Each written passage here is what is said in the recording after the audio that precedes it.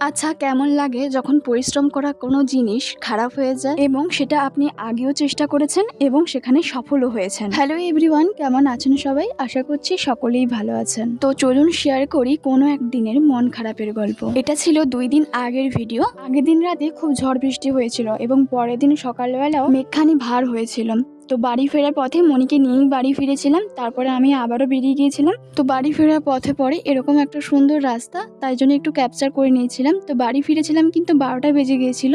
বাড়ি ফিরেই একদম ছাদে চলে তো আগের দিন আমি বানিয়েছিলাম আলুর চিপস। আলুর চিপসগুলো রোদ ঠিকঠাক না পাওয়ার কারণে, হাওয়া ঠিকঠাক না পাওয়ার কারণে জল তো ঠিকঠাক শোকায়নি, তাই আলুর চিপসগুলো দেখতে এমন হয়ে গেছে। তো সম্পূর্ণই আমার, কারণ আগের দিন যখন আমি আলুরগুলোকে রোদে দিয়েছিলাম তখন কিন্তু সেদিনকারও রোদটা ঠিকঠাক বেরোয়নি এবং আলুরগুলোর জল ঠিকঠাক শোকায়নি। যেহেতু গরম জল এবং নুন দিয়ে জিনিসটাকে একটু ভাপিয়েছিলাম, তাই রোদে দিয়ে জলটা শুকানো খুবই জরুরি ছিল।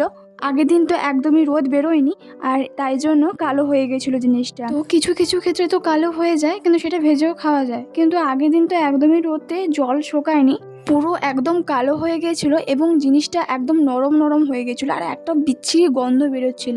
খারাপ লাগার বিষয় হলো এটা যে আমি আগে এটাকে অনেকবার বানিয়েছি এবং ভালোভাবে পারফেক্টভাবে বানিয়েছি, কিন্তু কোনো জিনিসের প্রতি পরিশ্রম ও ভালোবাসা দেওয়ার পর যখন খারাপ হয়ে যায় না, খুব খারাপ লাগে। 2.5 কিলো আলুর জিনিসগুলো সব নষ্ট হয়ে গেছে।